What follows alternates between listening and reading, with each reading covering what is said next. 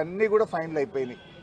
మరి ఇవాళ డిసెంబర్ వచ్చింది, సంవత్సర కాలం గడిచిన 16% కూడా పని చేయకుండా ఈ వరంగల్ జిల్లా అభివృద్ధిని వెనక్కి నెడతా ఉన్నారు. వరంగల్ ప్రజలకు సేవలు అందకుండా చేస్తూ ఉన్నారు. నేనైతే రోజు మీరు మా పత్రికలు, మా జర్నలిస్టులు, మా టీవీలు రాస్తున్న వార్తలు చూస్తున్న ఎంజీఎంలో ఫైర్ యాక్సిడెంట్లు కావచ్చు, ఎంజీఎంలో కరెంటు పోవడం కావచ్చు, జనరేటర్లు పనిచేయకపోవడం కావచ్చు, ఎక్స్రే మిషన్లు పనిచేయకపోవడం కావచ్చు, కుక్కలు కొరకడం కావచ్చు. రోజు ఎంజీఎం గురించి ఏదో ఒక నెగిటివ్ వార్త వస్తుంది. ఎంజీఎం పోతే మందులే లేవు బయటకు రాస్తున్నారనే వార్తలు కూడా నేను టీవీలో పత్రికల్లో చూస్తూ ఉన్నా. అంటే ఆసుపత్రి నిర్వహణ పూర్తిగా ఫెయిల్ అయిపోయింది. పేదలకు సరి అయిన వైద్యం దొరకడం లేదు. ఉన్న ఎంజీఎంను పట్టించుకోవడం లేదు. దాదాపు 84% పూర్తయినటువంటి ఆసుపత్రిని పడావు పెట్టి దాన్ని పూర్తి చేయకుండా తీవ్రమైనటువంటి నిర్లక్ష్యం చేస్తూ ఉన్నారు.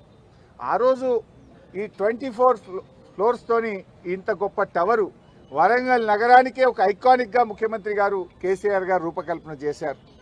G+23 ఫ్లోర్స్ ఆ రోజు మేము అనుకున్నది ఏంటంటే అప్ టు 60 మీటర్స్ అంటే 14 ఫ్లోర్లు, 14 ఫ్లోర్ వరకు హాస్పిటల్ ఉంటుంది.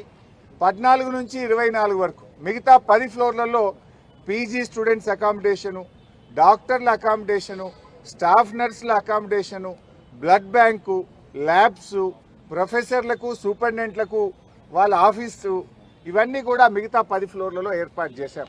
అంటే మొదటి 14 ఫ్లోర్లలో హాస్పిటల్ను, మిగతా 10 ఫ్లోర్లలో బ్లడ్ బ్యాంకులు, మన టెస్టింగ్ సెంటర్లు, labs, quarters, PG students quarters, doctors quarters, ఇవన్నీ కూడా జాగ్రత్తగా అందరు ఇక్కడే ఉంటే ఎమర్జెన్సీ సేవలు బాగా అందుతాయని ఎంతో ప్రణాళికబద్ధంగా చేశాం. అయితే ఈ ప్రభుత్వం వచ్చినాక ఏదో ఒకటి, ఎందుకంటే వాళ్ళు బురద జల్లడమే లక్ష్యం తప్ప ఒక మంచి పనిని ముందుకు తీసుకుపోయే సోయి ఈ కాంగ్రెస్ ప్రభుత్వానికి లేకపోయింది. వాళ్ళు ఏమంటారు, 24 అంతస్తుల హాస్పిటల్ ఉంటుందా అని కొత్త కథ పెట్టింది. వాస్తవానికి మనం ప్లాన్ చేసింది G+13 వరకే హాస్పిటల్, పైనంతా కూడా ల్యాబ్స్, లైబ్రరీలు, స్టూడెంట్స్ హాస్టల్స్ అన్నీ కూడా అందులో ఏర్పాటు చేశాం. మరి జైపూర్లో మొన్నటిదాకా కాంగ్రెస్ గవర్నమెంటే ఉండే, అశోక్ గెహ్లాట్ అని కాంగ్రెస్ ముఖ్యమంత్రి ఉండే. జైపూర్లో 110 మీటర్ల ఎత్తున 24 అంతస్తులతో జైపూర్లో ఇదే కాంగ్రెస్ గవర్నమెంట్ అక్కడ హాస్పిటల్ కడతా ఉంది. ఇప్పుడు అక్కడ కూడా గవర్నమెంట్ మారింది, కానీ అక్కడ వచ్చిన BJP government as it is ఆసుపత్రిని పూర్తి చేస్తూ ఉంది. మన హాస్పిటల్ హైట్ ఏమో 91 మీటర్లు, ఇది 91 మీటర్స్. కానీ జైపూర్లో అశోక్ గెహ్లాట్ కాంగ్రెస్ ముఖ్యమంత్రి కట్టింది 110 మీటర్లతోని. మరి అక్కడ కూడా ఆసుపత్రి ఆయన ప్రారంభించిండు. అంటే అక్కడ కాంగ్రెస్ పార్టీ చేస్తే ఒప్పు, ఇక్కడ బీఆర్ఎస్ పార్టీ చేస్తే తప్పు. ఇది కాంగ్రెస్ నీతి. మీరు అనవసరంగా బేషిజాలకు పోయో ఎంతసేపు గత ప్రభుత్వం చేసిన దాన్ని ఆపాలనో, కోడిగుడ్డు మీద ఈకలు బీకినట్టు ఈకలు బీకాలనే ప్రయత్నం చేయడం మానండి. ప్రజలకు వైద్యం అందాలి, పేదలకు మేలు జరగాలి. 2000 పడకల సూపర్ స్పెషాలిటీ ఆసుపత్రి వరంగల్లో వస్తే ఎంతో మంది పేద ప్రజలకు ఉచితంగా గుండె శస్త్రచికిత్సలు, కిడ్నీ శస్త్రచికిత్సలు, లివర్ మార్పిడీలు కావచ్చు, అన్ని రకాల వైద్యం, ముఖ్యంగా క్యాన్సర్ బారిన చాలా మంది ఇబ్బంది పడి వేల లక్షల రూపాయల అప్పులపాలవుతా ఉన్నారు.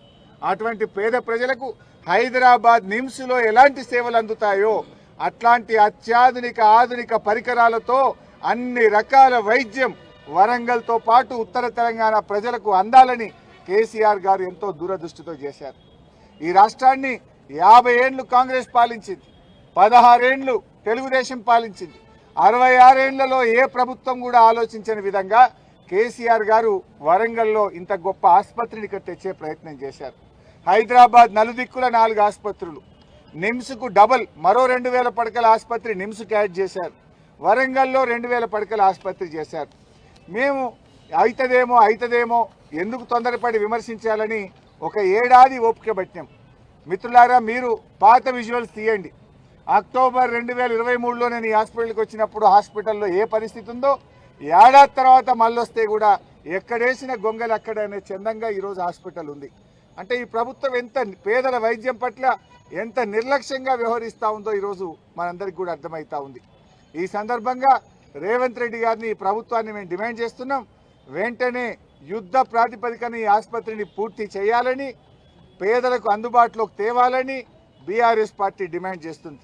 లేదంటే రాబోయే రోజుల్లో ఇక్కడ మా బీఆర్ఎస్ పార్టీ ఆధ్వర్యంలో నిరవధిక దీక్షలు ధర్నాలు చేపట్టవలసి వస్తుందని కూడా హెచ్చరిస్తా ఉన్నాం. పేదల విషయంలో పార్టీలు కాదు కావాల్సింది, హృదయం కావాలి, మనసు కావాలి.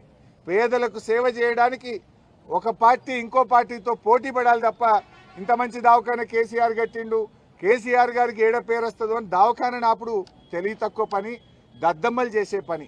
తెలివికల్లో అయితే ఈ ఆసుపత్రిని పూర్తి చేసి ఇంకా ఇట్లాంటి ఇంకో 2 ఆసుపత్రులు కట్టాలి, కానీ ఈ పనులు ఆపడం అనేది తెలివి తక్కువ పని అవుతుంది. సో ఇప్పటికైనా బేసిజాలకు పోకుండా తక్షణమే ఈ ఆసుపత్రిని పూర్తి చేయాలి, పేదలకు అందుబాటులోకి తేవాలని మేము కాంగ్రెస్ ప్రభుత్వాన్ని డిమాండ్ చేస్తున్నాం.